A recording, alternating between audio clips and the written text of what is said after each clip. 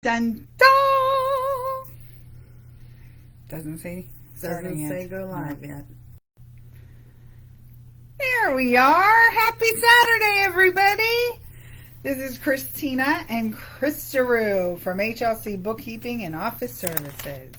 Indeed, it is. Welcome to Saturday Solutions.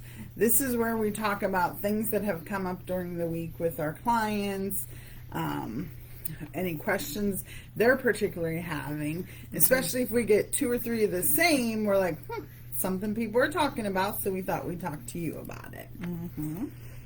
And we try to give you helpful hints, solutions for all aspects of your life where you live, work, and worship, because those were the founding principles of HLC.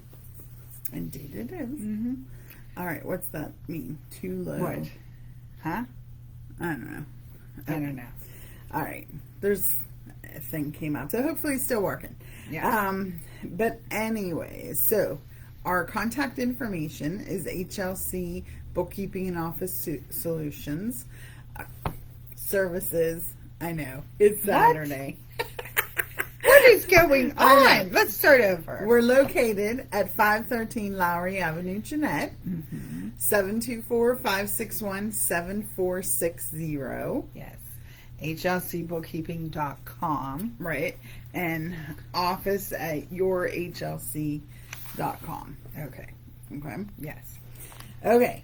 So let's recap last week what we talked about. Yes. So we talked about job opportunity fairs. There's one coming up locally in May at the YWCA. Go to their website. We talked about identity YWCA Westmoreland is their website. There you go. We also talked about identity theft protection. We talked about various tips. And then we also talked about how you should export reports sometimes to Excel if you want to put more detailed notes in there, or it's the page break is a little wonky, so you want to break it at a different place. Just export it to Excel and do it that way. Correct. All right.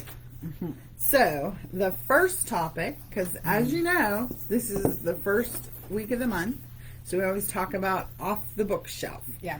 So this is John C. Maxwell, 15 Invaluable Laws of Growth.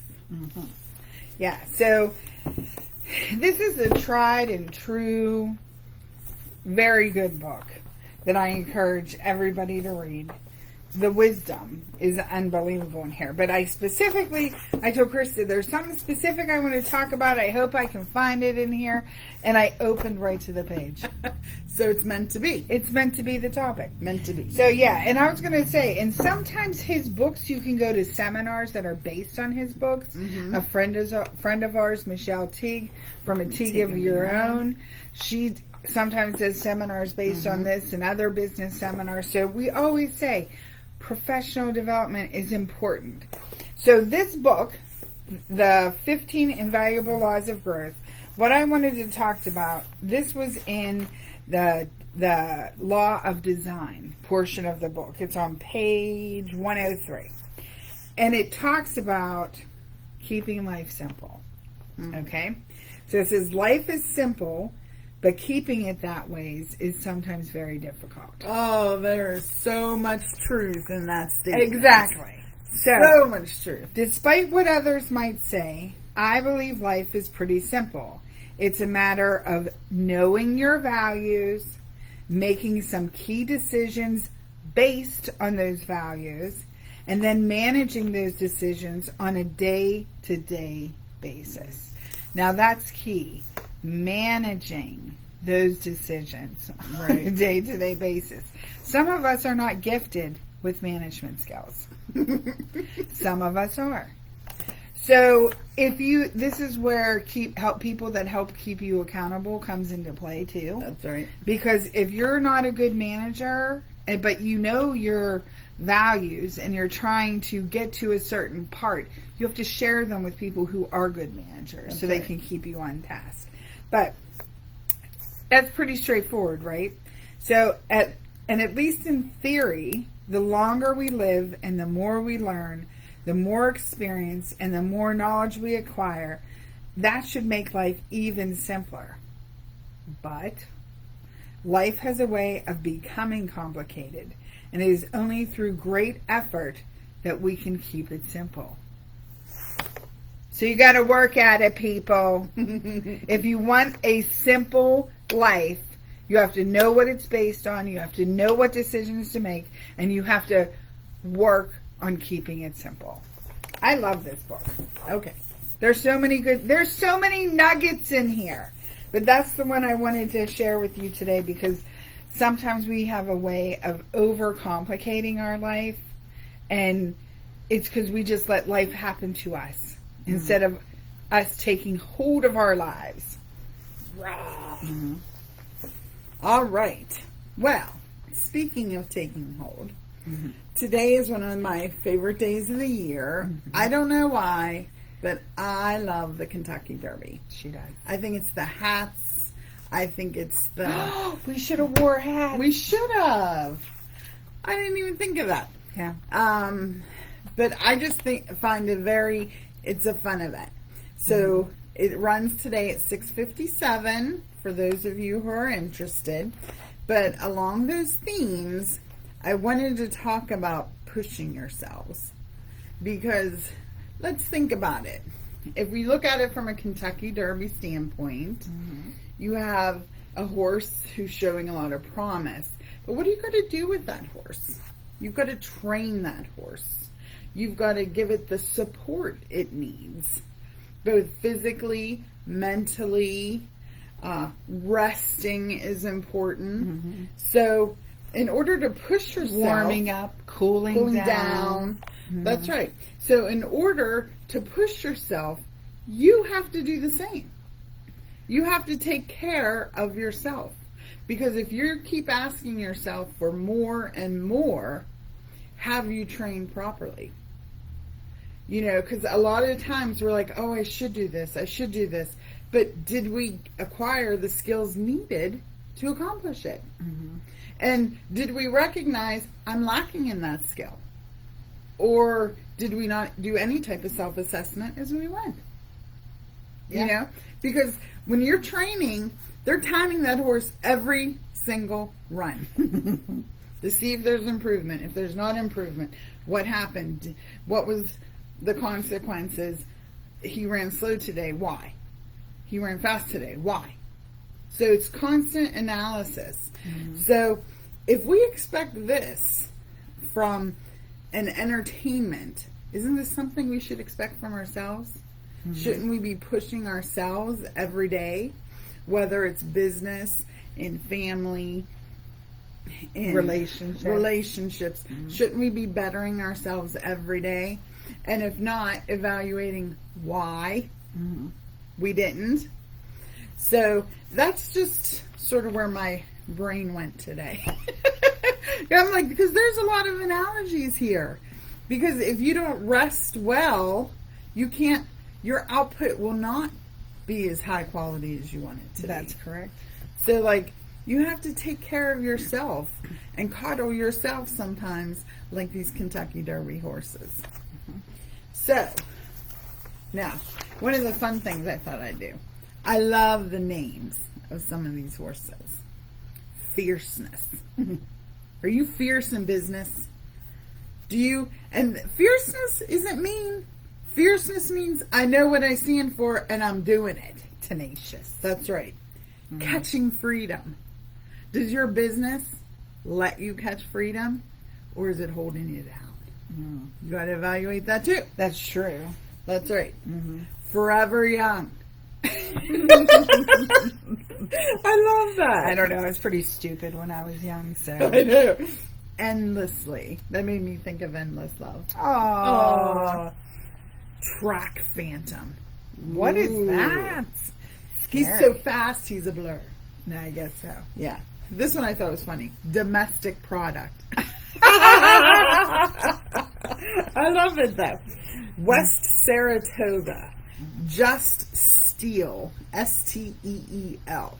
This is funny. Simply because I didn't realize I had a Pittsburgh accent until I was saying to Christina, I still need steel. And she like looked at me and I'm like, still. I say them the same, S-T-I-L-L and S-T-E-E-L. So yes. Yes. You're a Pittsburgher. We're Pittsburghies. So, Yeah. Distillery. I know. Honor Marie, T.O. Password, Sierra Leone, Stronghold. I love that. Resilience. Good business. We've talked about that before. Yes. That's a skill. Resilience. Yeah, door knock. I don't know what that is. Maybe somebody's D-O-R-N-O-C-H. That sounds Irish Scottish to me. Yeah. Just a touch. Catalytic. Deterministic. Society man. Mystic Dan. And epic ride. I just think it's funny. Yep. So, It's pretty cool. I don't know.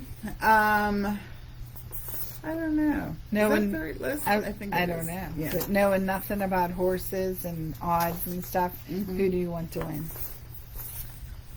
I think Catching Freedom. I just love that name. I do. Yeah, I didn't study anything, and I don't bet, so. But that's what I'd say. Cool. All right. Yep. All right.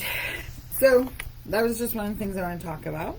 And then the QuickBook Quick Tip, I think we're going to call it Confessions to Your Bookkeeper. Yeah. So it was funny. Relax, client. Yeah. Relax. Because we went to a dinner for my Women's Business Network group. And it's so funny because whether it happens there or at other trade shows or something, it's like when people come up and find out what you do, I'm like, we should almost have a confessions booth. Because so many people are like, I hate bookkeeping. I know. I hate it. And I'm like, it's okay. It's okay if it's not your thing. That's why there's people like us. It is our thing. But it's so funny how many conversations start that way. It is. And it's like, oh, it's so funny. And like, Yeah. you're working your passion, people. That's your business. Your business is your passion. Do not apologize for that. Who cares if you don't enjoy bookkeeping? That's right. You work your passion. You be successful in your passion. Like, that's what business is about. That's right, because we can be your bookkeeper, or we can train someone in your organization to be your bookkeeper. Someone in your Or we can family. train someone in your family. There's alternatives. Exactly. Relax. Exactly. And I always tell people, and you don't have to start with the greatest and most fabulous product. Sometimes you can start low and start building higher as you get more and more complicated. Yeah. Let your business grow with you. Yeah. We've talked about that too, about the importance of not getting the best and brightest right away. Let's work into it. Let's get our feet wet. Let's figure it out. Let's see what Who's works for doing you. what roles are we playing within our company, that sort of thing. But like I told Krista, I said our tip should be, it's okay. Yeah, To it's hate okay. bookkeeping. It's okay. You're we allowed. will not think less of you. No. The world doesn't think less of you. Your goal, your job is to work your passion as a business. That's it. And like, don't make that a confession. You love it. So you That's go right. be successful at what you do. That's right. That's right. Yeah, so we just wanted to say that because that was funny. There was at least 4 ladies who came up like, I hate bookkeeping. And I'm like, okay. But don't say you hate me. That could be like a late night YouTube. I know. Confessions of bookkeeping. That's funny. All right. So then I thought just to keep with the Kentucky Derby, also known as Run for the Roses, the tips we're going to do today is how to take care of roses. There are 6 things you should always do. Choose the site well. Roses crave sun at least 6 hours a day. Soil. Make sure the soil is rich and well drained. Mulch. Add 2 or 3 inch layer of coarse organic mulch around roses. Water. Irrigate roses deeply but frequently. Inspect Make sure you're inspecting there are no insects or diseases. Yeah. Because if you catch it early, you can usually save them. Yep. And then pruning. Roses have to get regularly pruned. Let's talk about that from a business perspective, Yes. right? Yes. So, pruning of roses is beautiful. Rose bushes are beautiful as they grow. They are. But sometimes you get one wonky. just starts not staying in your area of focus. That's right. So it's okay to prune that off, right? Mm-hmm. So sometimes from a business perspective, we kind of don't stay in our area of focus. Chris is always like, do we really want to go there? And then I have to think, is that in our area of focus? So Stay in your lane. Stay in your lane. We talked about that before. So like basically, it's okay to prune. Prune. Right. Find out what's it'll working, make you stronger, what's not working. healthier. Yeah, because what happens when you prune that off, your entity, your living entity, stops sending resources to an area that is not thriving, that is not working, because you've now pruned it back. That's right. So now all those resources, all that energy is going to where you need it to go, to where you are thriving and what products are working. That's right. That's right. And this is a little bit off good QuickBooks Quick Tips. This is, I know we've said this, but I'm going to say it again. Okay. If you sell multiple items, Oh, yeah. break apart your sales. One big thing that says sales Tells you nothing. tells you nothing. Absolutely nothing. Yeah. If you have one product, that's fine. Yeah. But if you have five, Yep. and one's sort of doing extremely well and the other four are duds, don't you want to know that? Yeah. I think it's something you'd want to know. So, Make your books talk to you, yes. because otherwise you don't know what to prune. That's right. Well, that's important because sometimes if it's not easy to see, how do you know you should prune it? That's right. That's right.